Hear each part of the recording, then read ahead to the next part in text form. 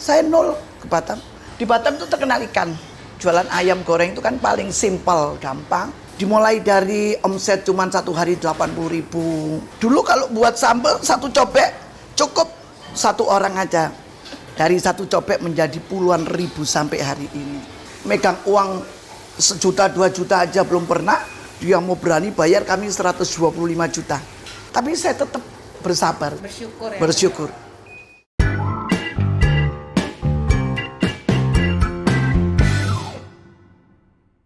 Ketika kita bisa mengampuni, kita bukan makin kecil ayam penyet ini, makin tersebar kemana-mana. Ketika disakitin orang, diambil, bahkan satu ketika kami tidak dapat kebagian hak paten kami Ria. Karena sudah dipatenkan seseorang. Kami join kami, itu mereka mematenkan hak paten kami Ria. Mereka tahu bahwa saya tidak bisa matenkan kan.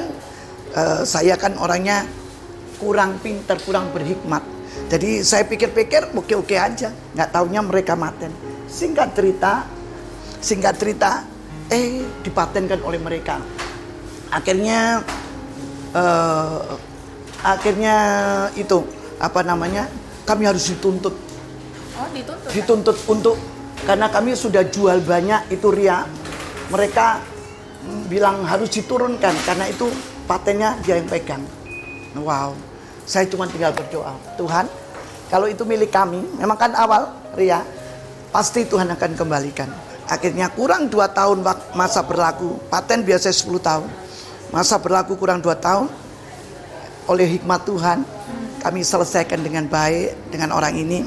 Dia meminta uang kepada kami dan kami akan bayar. Tapi tidak sebesar itu dan kami tawar, akhirnya kena hampir kurang lebih 650 juta kami bayar. Padahal paten itu cuma 50 juta aja merek. Dan tapi kembali. Sekarang udah jadi milik. Semua udah kembali milik kami. Semua dan dia mengerti dan dia bisa kembalikan karena bukan miliknya kan. Nah, itu. Jadi dia ambil hak paten itu terus dia mau coba buka di Batam, tapi nggak rame, nggak bisa karena dia cuma bisa ngambil namanya aja tapi dia nggak punya urapan ya, itulah. Jadi dia buka di Batam, dia buka besar. Dia seolah-olah namanya nama dia Ria. Kami buka, punya kami yang rame, punya dia enggak bisa dan dia tutup. Enggak sampai 1 tahun dia tutup semua. Kalau kita berharapnya sama Tuhan, Tuhan nggak pernah kecewain Ya, kita ya Tan. amin. Dahsyat kesaksiannya. Tan, kan sekarang nih ayam penyet Ria udah di mana-mana. Ya. Semua orang juga kalau di Melbourne lah ya kan, mau bilang yuk kita makanan Indonesia. Ayam penyet Ria itu nomor 1 lah munculnya. Ya. Sesukses ini Tan, perjalanan hidup Tante sebelum ayam penyet Ria, apa sesukses ini juga? Tante mau ceritain nggak gimana? Dengan singkat, sebelumnya Tante kan cuman kerja salon pernah, Tante jual baju pernah, tapi tidak seperti ayam penyet. Yang tidak pernah kita bayangkan, tidak pernah kita pikirkan, itu bisa terjadi demikian. Itu juga semua oleh karena rencana Tuhan juga. Dan ketika ini ayam penyet ini bisa terjadi, ini tidak pernah terpikir dari pikiran saya, bahkan suami anak-anak. Sampai saya bisa membesarkan 5 anak. Mereka semua pegang ayam penyet semua. Dari anak yang pertama pegang ayam penyet di Jakarta, Ria. Anak yang kedua pegang di Surabaya. Anak yang ketiga pegang di Medan. Anak yang keempat pegang di Batam. Anak yang kelima pegang di Melbourne. Seluruh sekitar Australia dan luar negeri. Ya, kami tidak pernah pikir. Kami dulu pikirnya, aduh nanti kita menjadi orang tua, anak-anak dibekali apa. Tidak ada pemikiran itu. Karena kami orang tidak punya, orang tidak mampu, orang biasa, sederhana. Dimulai dengan tidak punya apa-apa bersama dengan suami. Rumah aja tidak punya, mobil aja nggak punya. Ya mah itu. Tapi bersyukur kami bisa menyekolahkan anak sampai ke Melbourne. Dan dia bisa buka bisnis. Menyekolahkan anak juga. Mereka buka bisa di Jakarta. Gitu. Prinsipnya Tante jalanin bisnis apa sih Tan? Kalau kita boleh tahu. Oh, cuma satu. Saya cuma tekun. Saya tidak pernah putus asa. Kadang-kala bisa sepi. Restoran kan bisa kadang-kadang sepi. Ada seperti saat-saat ini lagi drop nih, ada virus corona, wah sepi. Tapi saya nggak pernah putus asa, aduh sepi terus bingung gitu, nggak. Kita jalanin aja, ucap syukur. Udah yang ada kita ucap syukur. Kan semua itu pasti ada waktunya, segala sesuatu pasti ada waktunya. Dan saya selalu bilang sama semua para pengusaha yang dimulai buka-buka usaha kecil di Batam. Banyak juga ada saya pegang jemaat, mereka mulai bisnis, sepi sedikit mereka udah mau tutup. Nggak laku dikit mereka udah putus asa. Tapi kami nggak pernah. Saya ajar anak-anak biar sepi pun kamu tetap tekun, kamu punya pengharapan dan kamu yakin pasti bisa. Jadi itu aja, harus tekun. Kalau kerja nggak tekun, nggak dapat apa-apa. Jadi itu nasihat Tante buat anak-anak muda ya Tante. Ya. Semua sekarang soalnya serba instan Tante. Ya. Apa-apa maunya. Dan nggak boleh sombong kalau kita sukses. Itu satu. Biasanya kalau sudah sukses mulai sombong. Wow, itu nggak boleh. Itu kunci rahasia. Ketika kita sukses, kita harus bagi kesuksesan itu buat orang lain. Tante ini kan seorang pengusaha. Ya. Tapi juga hamba Tuhan. Ya. Sekarang Tante sharing kan firman Tuhan ya Tante ya. Tante kalau lebih seneng dibilang pengusaha atau hamba Tuhan Tante? Sebetulnya kalau dipikir-pikir ya, pengusaha kan enak, duitnya banyak. Nah, dari pengusaha cuman jualan gini bisa beli rumah, bisa beli mobil, bisa biaya sebenarnya. Tapi dibalik semuanya itu, ketika saya rasakan saya usaha berhasil, kalau saya tidak dekat dengan Tuhan, nggak utamakan Tuhan, sia-sia nol, nggak ada artinya. Uang itu bisa habis hari ini, secepat apapun habis. Kekayaan apapun bisa habis kalau saya tidak dekat sama Tuhan, tidak mengutamakan Tuhan. Justru karena saya dengan adanya kesuksesan Ayam Penyet Ria, saya didampingi dengan saya juga sukses untuk melayani Tuhan sebagai seorang ibu gembala dan suami saya Bapak Gembala. Di situ ada kebanggaan buat saya. Karena saya mengembalakan jemaat, saya nggak selalu dengan bicara tentang sukses uang terus. Nah, di situ. Karena saya tahu bahwa sukses itu bukan hanya cuman uang, tapi ketika kamu sukses, kamu melekat sama Tuhan, itu baru ada sukses. Dan orang bilang begini, wah enak ya Bu Rudi sukses, anak 5 Ayam Penyet di mana-mana sukses. Saya bilang belum. Saya belum sukses kalau anak-anak saya belum melekat sama Tuhan, melayani Tuhan, itu baru kesuksesan.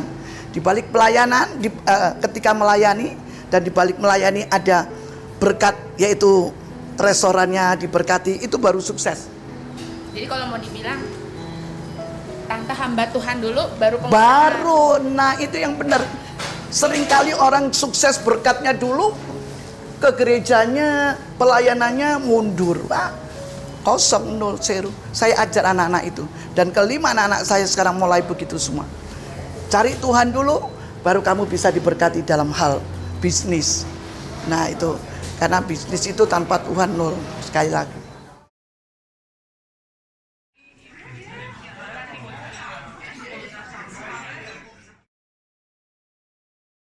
Tante sebelum Ayam Penyet Ria, Tante ceritain dong backgroundnya Tante gimana. Tante tadi dia bilang emang keluarga Tante demen masak ya Tante? Khusus Tante aja, yang lain hobinya beda-beda. Saya berkeluarga 4. Dari Mami? Dari Mami. Resep ini resep kuno, resep Mami.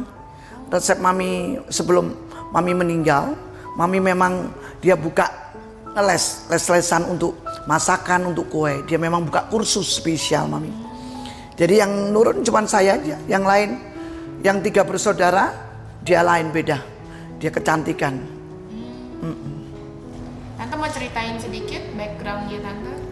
Sebelum, ya, sebelum saya masuk ke Batam, saya di Surabaya, suami kerjanya biasa-biasa. Kami kerja, saya jualan baju, saya jual baju, kadang saya jual salon, kehidupan saya di Surabaya. Terus suami juga kerja buka-buka gypsum, bangunan proyek. Ya cukup itu aja lah. Cukup kita untuk makan, cukup untuk ya nyekolahin anak-anak di Surabaya dengan sederhana. Itu aja kehidupan kami.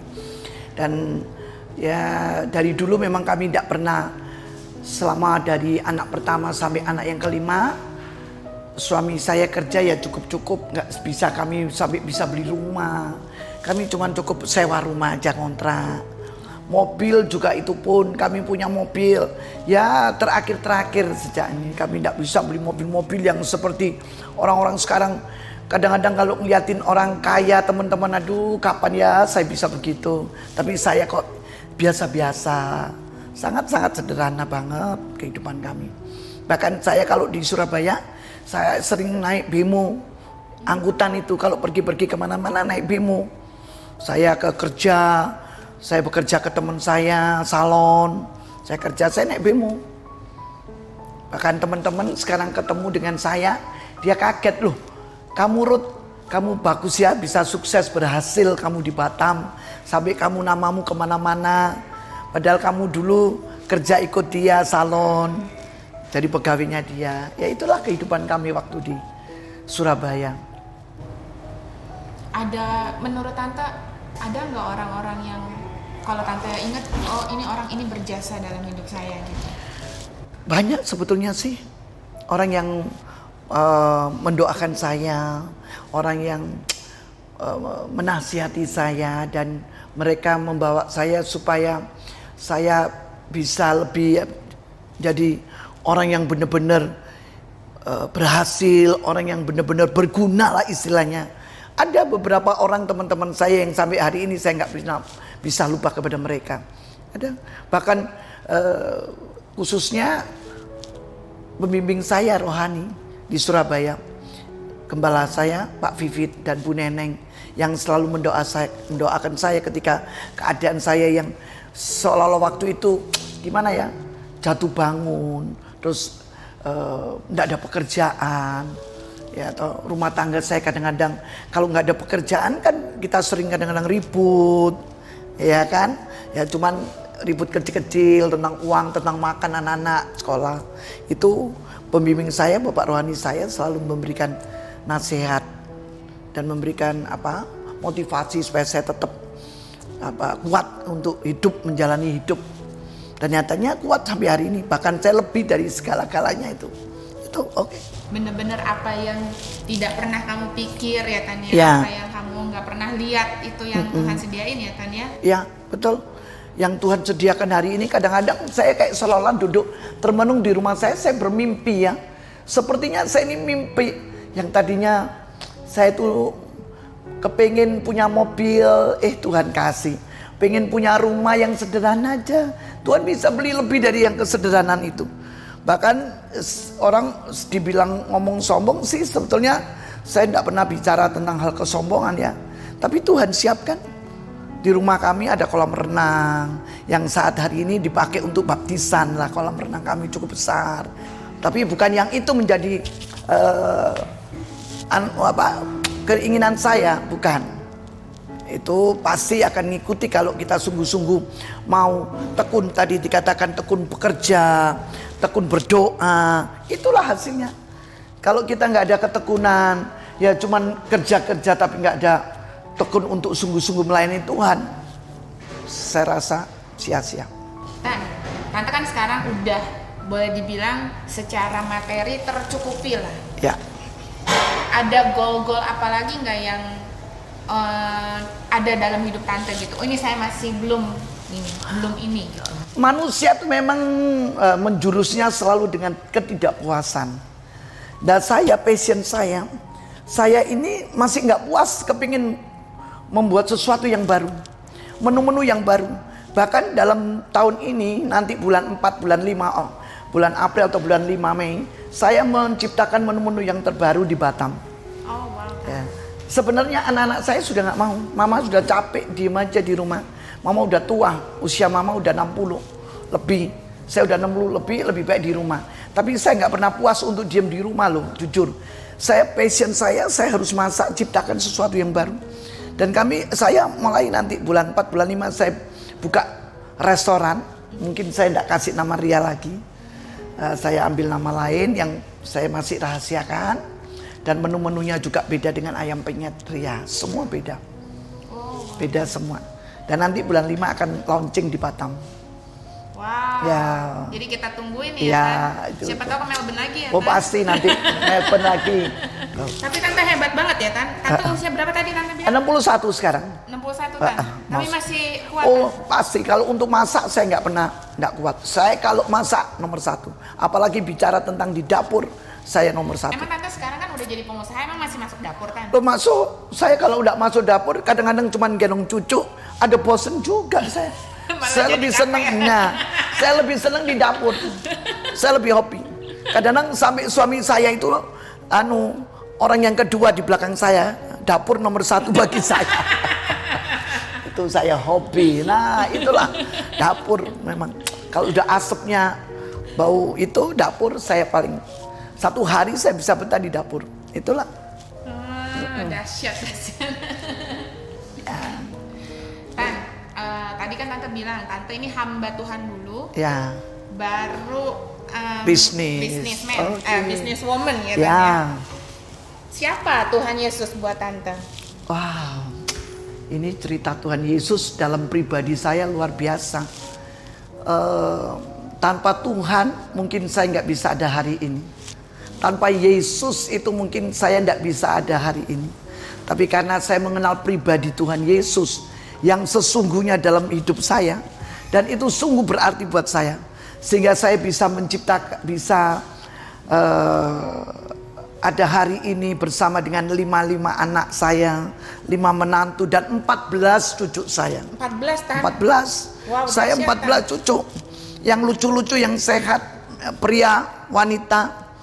Itu terus anak-anak saya, mantu saya semua. Aduh.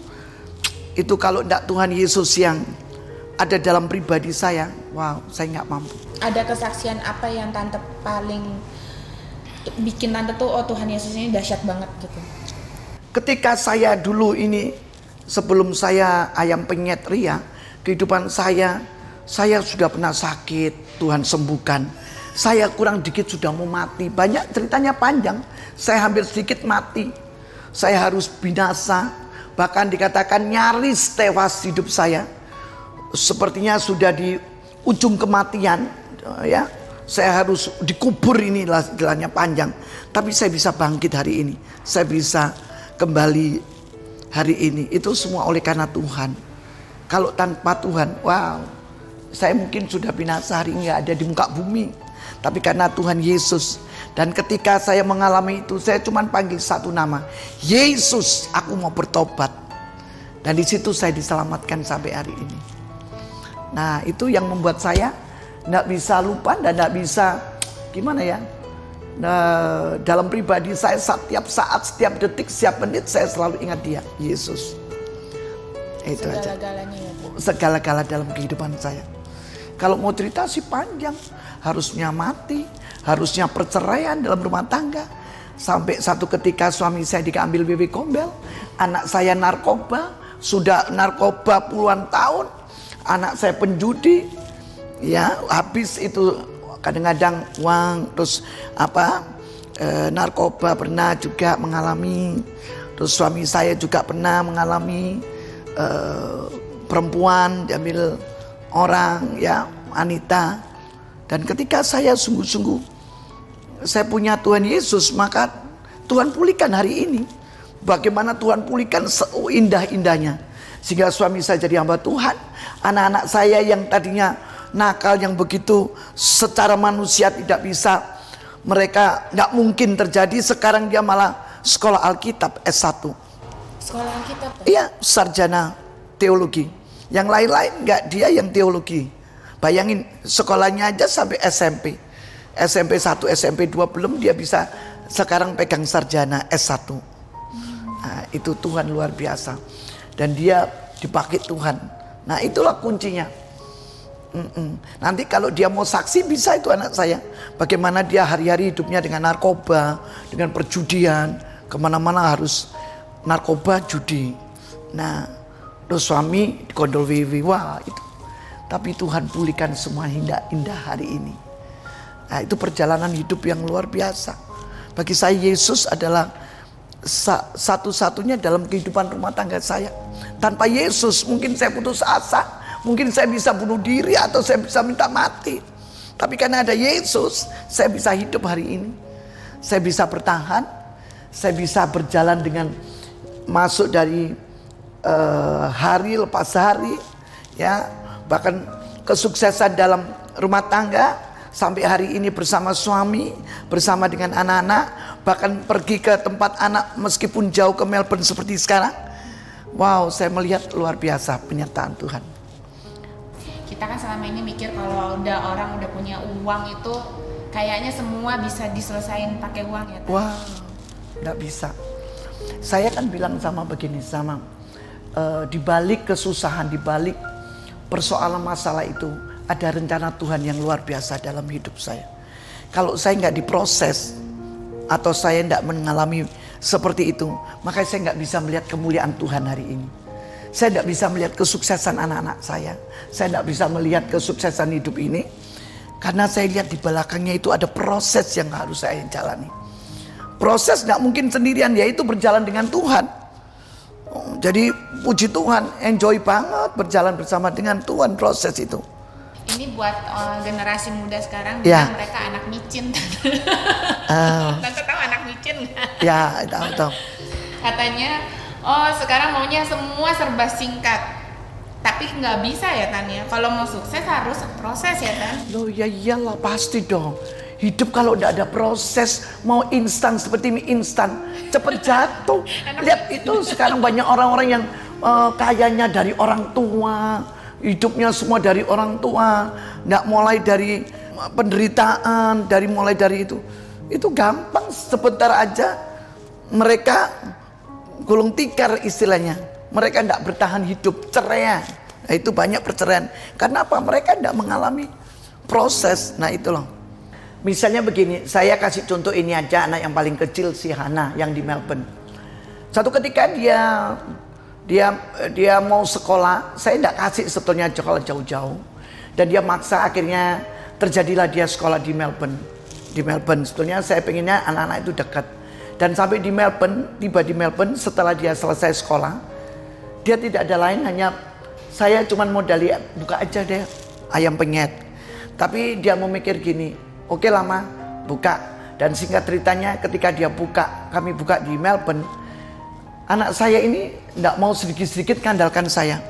Semua bilang, udah pokoknya mama kasih tunjuk aja, dan dia yang membuat resep semua. Dia timbangin itu semua bumbu-bumbu, dan dia punya akal. Karena mungkin dari sekolahnya ya, dia sekolah di sini tidak sia-sia, sehingga dia bisa melanjutkan semuanya. Dan sampai hari ini pun dia tidak pernah mau mengandalkan minta uang. Bahkan saya yang dikasih uang sama anak-anak. Ketika saya datang ke Melbourne, anak saya langsung, mama duit tidak usah. Dan dia tidak pernah meminta uang sama sekali, dan dia teruskan. Padahal saya tidak kasih dia modal yang besar, enggak loh. Saya cuma kasih dia join aja. Dan dia akhirnya bisa berjalan dengan bagus. Dan dia bisa buka 1, bisa 2, bisa 3, bahkan di tempat-tempat lain. Dan dia bisa meneruskan tanpa modal dari saya sama sekali. Dia bisa berpikir, makin membesarkan gimana makin. Itulah puji Tuhan. Dan dia tidak tergantungan dari kami orang tua semua. Dia bisa meneruskan, bahkan dia beli rumah pun dia bisa uang sendiri tanpa mama.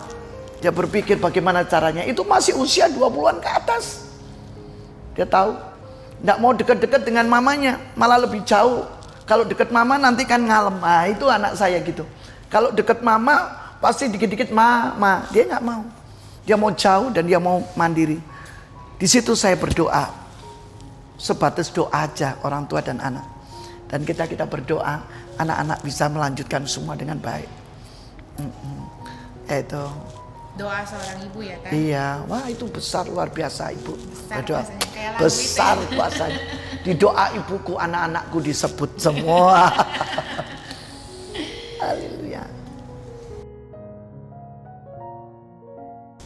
Baunya enak ya. Michael nanti pulang dari situ ke sini ya. Lili biar makan iga. Udah pesen ya? Udah. Michael enggak apa-apa, enggak usah, nanti pulangnya aja makan sini sama Lili semua. Ini saya mau ingatkan kepada anak-anak muda, pesan dan pesan. Kami sebagai ya orang tua, sebagai mama, sebagai ibu, sebagai ibu gembala juga ya. Untuk bagian anak muda khususnya, bertekunlah kamu ketika kamu bekerja. Dan satu hal yaitu tadi, andalkan Tuhan di dalam setiap langkah-langkah kehidupan. Utamakan Tuhan. Dan ketika kamu sukses, kamu jangan lupa suka memberi. Nah itu nomor satu juga, memberi ya. Kita bisa sukses karena Tuhan memberi kepada kita. Jadi kalau kita sukses, jangan lupa kita juga harus memberi, membagi itu tadi. Dan tetap giat bekerja, jangan pernah putus asa. Atau jangan bekerja di tengah-tengah jalan.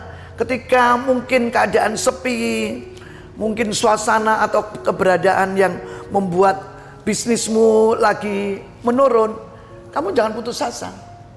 Tetaplah kamu semangat dan perjuangkan itu bersama dengan Tuhan. Mengucap syukur, nah itu yang nomor satu, ucapkan syukur. Tekun, dan ketika kamu tekun, setia, maka ada pengharapan. Nah itulah sampai hari ini. Dahsyat kan? Ya. Dahsyat. Yes, ayam penyet ria. Oke. Thank you loh Tan ya. Jangan lupa berdoa. Rumah idaman Allah. Haleluya, Tuhan Yesus memberkati. Silakan mau nambah yang lain ada. Ada soto, ada soto Betawi, ada sate ayam. Wow, ya.